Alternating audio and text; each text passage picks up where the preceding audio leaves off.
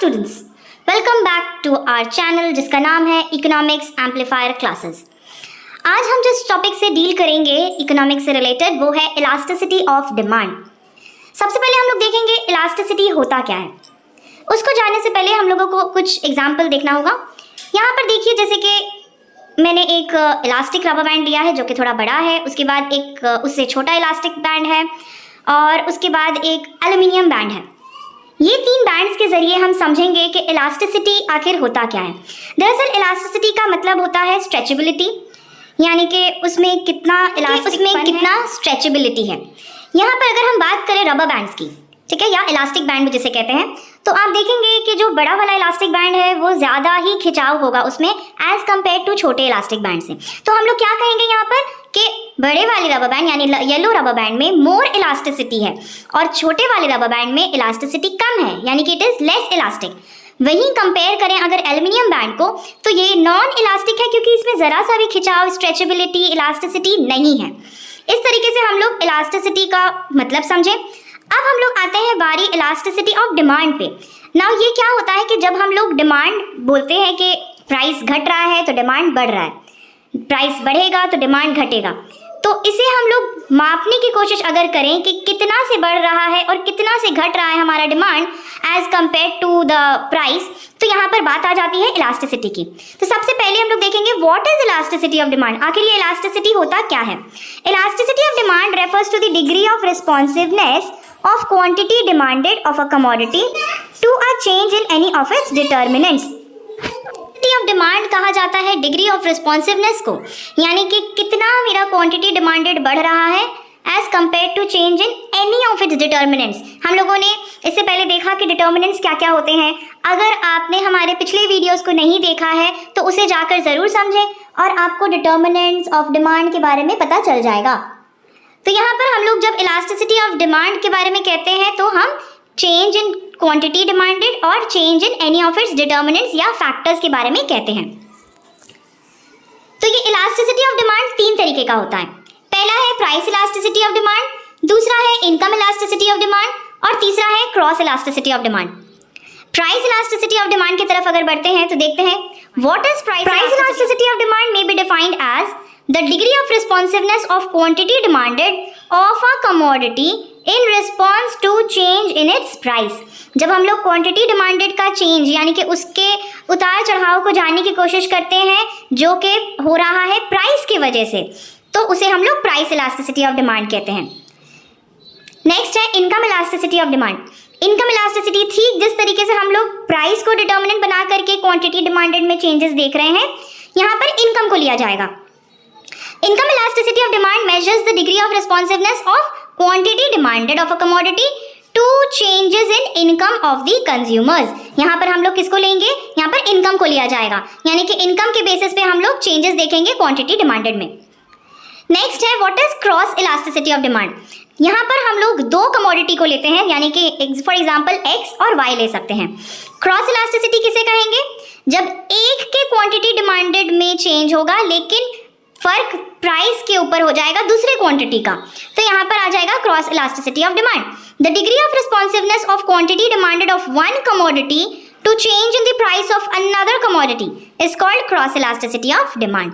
तो ये हो गया हमारा तीन types of elasticity of demand. Next बारी आती है, अब हम लोग देखेंगे कि प्राइस, इनकम और क्रॉस इलास्टिसिटी का फर्दर क्या क्या टाइप्स है और उसको समझने की कोशिश करेंगे। क्लासिफिकेशन और degrees of price elasticity of demand.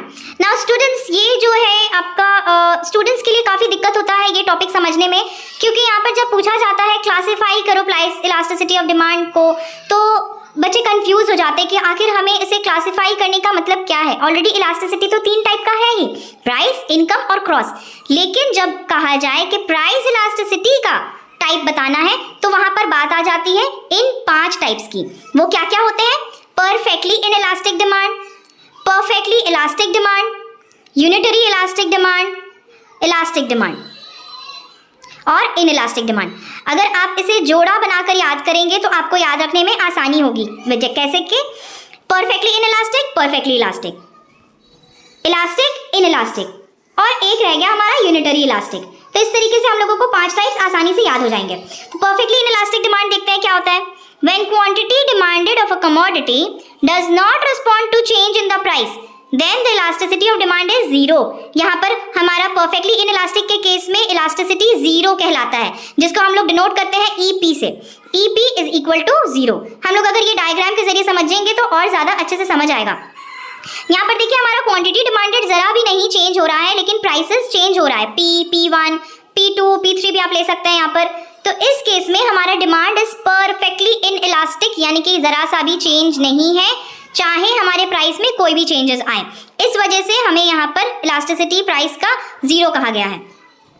Next है perfectly elastic demand. When consumers are prepared to purchase all that they can get at a particular price but nothing at all at a slightly higher price, then the price elasticity of demand for a commodity is said to be infinite. जी हाँ, perfectly elastic में हमारा demand क्या हो जाता है, infinity की तरफ चला जाता है. तो इसे हम लोग डिनोट करेंगे EP is equal to infinity. यहाँ पर देखिए हमारा प्राइस में बिल्कुल भी चेंज नहीं हो रहा है और डिमांड कोई भी क्वांटिटी को ले सकते हैं. इस केस में हमें इलास्टिसिटी कहेंगे, परफेक्टली इलास्टिक है ये. नेक्स्ट है unitary elastic demand. When a given percentage change in the price causes an equivalent percentage change in quantity demanded, then the elasticity of demand is said to be unitary. Unitary कहा जाता है 1 को. तो यहाँ पर unitary और 1 यानी कि EP is equal to 1 कह सकते हैं.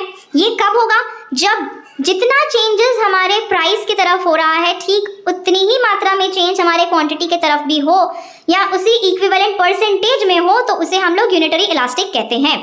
और इसका डिमांड कर्व का शेप कुछ इस तरीके का होता है, जिसे रेक्टेंगुलर हाइपरबोला भी कहा जाता है. यहाँ पर देखिए हमारा प्राइस और डिमांड में कोई भी चेंजेस होगा तो वो सेम ही चेंज होगा. नेक्स्ट है elastic demand. When the percentage change in quantity demanded of a commodity exceeds, यहाँ पर क्वांटिटी डिमांडेड ज्यादा है, exceeds the percentage change in price, price की मात्रा में, यानी कि क्वांटिटी डिमांडेड प्राइस से ज्यादा क्वांटिटी में चेंज हो रहा है, तो हम लोग इलास्टिसिटी ऑफ डिमांड को कहते हैं ग्रेटर देन यूनिटरी, यानी कि ग्रेटर देन 1 और इलास्टिक डिमांड. एग्जाम्पल के जरिए इस डायग्राम में देखिए यहाँ पर हमारा प्राइस जितनी क्वांटिटी में घट रहा है, डिमांड उससे कई ज्यादा क्वांटिटी में बढ़ जा रहा है, इसलिए इसे इलास्टिक डिमांड कहा जाता है. नेक्स्ट है इनइलास्टिक डिमांड. इनइलास्टिक डिमांड क्या होता है? Demand is inelastic when the percentage change in quantity demanded of a commodity is less than the percentage change in its price. यानी कि हमारा जो प्राइस में चेंजेस है वो कम होगा. है inelastic demand. Demand inelastic कब होता है? When the percentage change in quantity demanded of a commodity is less than the percentage change in its price. यानी कि यहाँ पर जितनी मात्रा में प्राइस कम होगा उतना क्वांटिटी में डिमांड नहीं बढ़ रहा है, यानी कि change in price is more than change in demand. इस वजह से इसे इनइलास्टिक डिमांड कहा जाता है, यानी कि EP इज लेस देन 1 और ये उसका कर्व है जो कि ज्यादा स्टीप होगा as compared to elastic demand. देखिए ये ज्यादा फ्लैट है और यहाँ पर डिमांड कर्व स्टीप है. तो इस तरीके से हमने 5 क्लासिफिकेशंस या 5 टाइप्स ऑफ प्राइस इलास्टिसिटी देख लिया. नेक्स्ट बारी आती है classification of income elasticity of demand की, यानी कि अब हम इनकम इलास्टिसिटी ऑफ डिमांड के टाइप्स को देखकर समझेंगे. पहला है पॉजिटिव इनकम इलास्टिसिटी. ना इनकम इलास्टिसिटी के 3 टाइप्स होते हैं, positive income elasticity, negative income elasticity and zero income elasticity. जिसमें पॉजिटिव इनकम इलास्टिसिटी का और भी टाइप्स है, यानी कि सब टाइप कह सकते हैं इसे, इनकम इलास्टिक, इनकम इनइलास्टिक और यूनिटरी इनकम इलास्टिसिटी. पहले देखते हैं पॉजिटिव इनकम इलास्टिसिटी क्या होता है. Income elasticity of demand is said to be positive when with increase in the income of the consumer the amount purchased of a commodity increases and vice versa. यानी कि हमारा income बढ़ रहा है, demand भी बढ़ रहा है, इनकम घट रहा है, डिमांड भी घट रहा है, तो इसे हम लोग पॉजिटिव इनकम इलास्टिसिटी कहेंगे. ये फर्दर 3 टाइप्स के होते हैं. क्या क्या? Income elastic, if the percentage change in quantity demanded of a commodity is greater than the percentage change in income, EY जिसे इलास्टिसिटी ऑफ इनकम कहते हैं, विल एक्सीड यूनिटरी. यानी कि हमारा इनकम इलास्टिक तब होगा जब क्वांटिटी डिमांडेड ज्यादा होगा इनकम के चेंज के कंपैरिजन में, तो हम उसे इनकम इलास्टिक कहेंगे. और यहाँ पर EY इज ग्रेटर देन 1. उसके बाद है income inelastic. If the percentage change in quantity demanded is smaller than the percentage change in income. अगर हमारा जो क्वांटिटी डिमांडेड है वो कम है as compared to percentage change in income, income की मात्रा में, तो हम उसे इनकम इनइलास्टिक कहेंगे। यहाँ पर EY इज लेस देन 1। इसके बाद है unitary income elastic. If the percentage change in quantity demanded is equal to percentage change in income, EY will be equal to unitary। जैसे कि मैंने आपको पहले कहा, यूनिटरी या 1 भी कहते हैं हम लोग इसे इकोनॉमिक टर्म्स में। तो यहाँ पर यूनिटरी इनकम इलास्टिसिटी तब होगा जब क्वांटिटी डिमांडेड और change in price, change in income बिल्कुल बराबर रहेगा। नेक्स्ट बारी आती है नेगेटिव इनकम इलास्टिसिटी की। ये कब होता है? Income elasticity of demand is said to be negative when increase in income leads to a fall in the amount purchase of a commodity and vice versa. यानी कि इनकम और हमारे demand में जब रिवर्स रिलेशनशिप होता है, यानी कि इनवर्स रिलेशन होगा, इनकम बढ़ेगा डिमांड घट जाएगा, इनकम घटेगा डिमांड बढ़ जाएगा, तो इसे हम लोग नेगेटिव इनकम इलास्टिसिटी कहते हैं। लास्ट है zero income elasticity. Income elasticity of demand में B zero in some exceptional cases. यहाँ पर हमारे इनकम के बढ़ने और घटने से क्वांटिटी डिमांडेड पे कोई भी असर नहीं पड़ता है, तो उसे जीरो इनकम इलास्टिसिटी कहते हैं। Zero income elasticity of demand for a good implies that a rise in income leaves quantity demanded unchanged. हमारा इनकम बढ़ जाए तब भी हमारा क्वांटिटी डिमांडेड नहीं बढ़ेगा, तो इसे हम जीरो इनकम इलास्टिसिटी कहते हैं। ये हो गया टाइप्स ऑफ इनकम इलास्टिसिटी। अब बारी आती है classification of cross elasticity of demand. Cross elasticity of demand क्या होता है? क्रॉस इलास्टिसिटी भी 3 टाइप का होता है, positive cross elasticity, negative cross elasticity and zero cross elasticity. जैसे कि मैंने आपको कहा, क्रॉस इलास्टिसिटी में हम लोग 2 टाइप्स ऑफ गुड्स लेते हैं, यानी कि X और Y। पॉजिटिव क्रॉस इलास्टिसिटी कब होगा? When the increase in the price of one commodity leads to increase in the demand for other commodity। जब एक कमोडिटी के प्राइस के चेंजेस की वजह से दूसरे कमोडिटी के डिमांड में भी चेंज आएगा। प्राइस ऑफ Y बढ़ गया तो डिमांड फॉर X भी बढ़ जाएगा, या प्राइस ऑफ Y घट गया तो डिमांड ऑफ X भी घट जाएगा। इस केस में हम कहेंगे कि वहां पर पॉजिटिव क्रॉस इलास्टिसिटी है। यहाँ पर एग्जाम्पल देखते हैं। When two goods are substitutes for each other। Substitutes क्या होता है? जब हम लोग एक कमोडिटी की जगह पर दूसरा कमोडिटी को इस्तेमाल कर सकते हैं विद, तो हम लोग उसे सब्स्टिट्यूट कहते हैं। अगर आपको और फर्दर सब्स्टिट्यूट्स के बारे में डिटेल में जानना है तो हमारे पिछले वीडियोस को जाकर ज़रूर देखें, जहां पर हमने डिमांड चैप्टर में काफ़ी एलैबोरेटली इसे एक्सप्लेन किया है। तो यहाँ पर कहा जा रहा है when two goods are substitutes for each other cross elasticity will be positive। जब 2 गुड्स आपस में सब्स्टिट्यूट होता है तो उसका क्रॉस इलास्टिसिटी भी पॉजिटिव होगा, क्योंकि because increase in price of one increases the demand for other। Example T and coffee. एक सब्स्टिट्यूट का प्राइस बढ़ने की वजह से दूसरे सब्स्टिट्यूट का डिमांड अपने आप बढ़ जाता है। फॉर एग्जाम्पल टी का प्राइस अगर बढ़ रहा है तो कॉफी का डिमांड बढ़ जाएगा, क्योंकि लोग अब टी को नहीं खरीद कर कॉफी को खरीदेंगे। नेक्स्ट है negative cross elasticity of demand. When increase in the price of Y leads to a fall in the demand for X। यानी कि यहाँ पर अगेन इनवर्स रिलेशन आ जाएगा। जब हमारा प्राइस ऑफ Y इंक्रीज कर रहा है तो डिमांड फॉर X घट जाएगा, या प्राइस ऑफ Y डिक्रीज कर रहा है तो डिमांड फॉर X बढ़ जाएगा। इसे हम लोग नेगेटिव क्रॉस इलास्टिसिटी कहते हैं। ये कॉम्प्लीमेंट्री गुड्स के केस में होता है। Complementary goods have negative cross elasticity. अगर ब्रेड का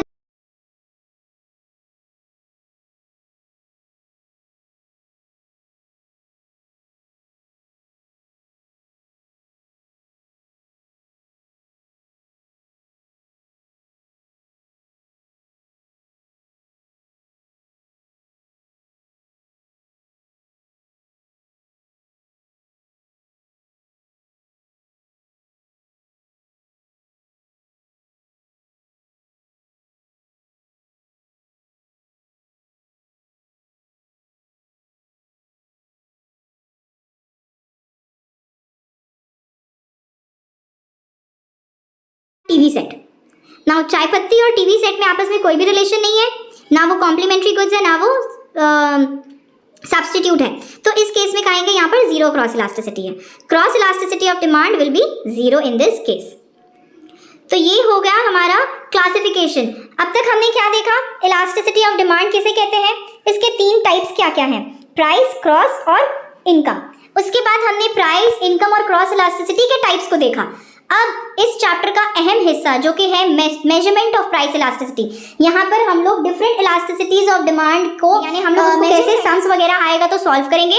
अब ये देखने की बारी है। पहले आते हैं हम लोग प्राइस इलास्टिसिटी ऑफ डिमांड पे।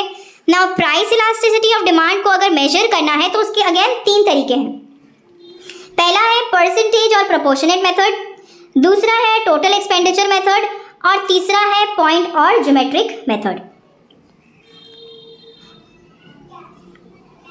ना अगर आपको ये वीडियो अच्छा लगा इसको लाइक करें, अपने दोस्तों के साथ ज़रूर शेयर करें, और हमारे इस मेजरमेंट को सीखने के लिए यानी कि प्राइस इलास्टिसिटी ऑफ डिमांड को कैसे मेजर करेंगे इन डिफरेंट मेथड से, इसको जानने के लिए हमारे चैनल पर बने रहें। आपके लिए अगले पार्ट में इसे ज़रूर समझाया जाएगा। Till then bye bye.